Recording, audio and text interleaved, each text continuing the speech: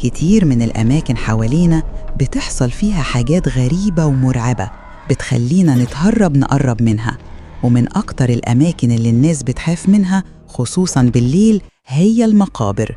ممكن وانت ماشي جنبها تشوف حاجة تخوف أو تسمع صوت يخليك ما تنامش تاني.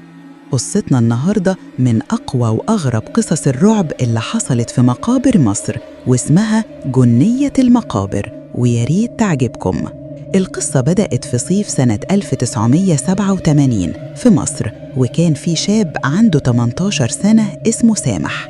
سامح كان بيحب الرياضة جداً، وبالذات فنون القتال، علشان وقتها كان بروس لي عامل ضجة كبيرة.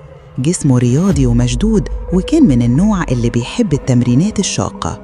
زي شباب كتير وقتها، سامح اتعزم على فرح صاحبه، وكان الفرح بعيد شوية عن بيته تقريباً 7 كيلومتر.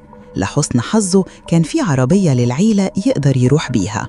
راح سامح الفرح وقعد لحد حوالي الساعة 1 بعد نص الليل. لما طلع عشان يرجع بالعربية، هنا بدأت المصيبة.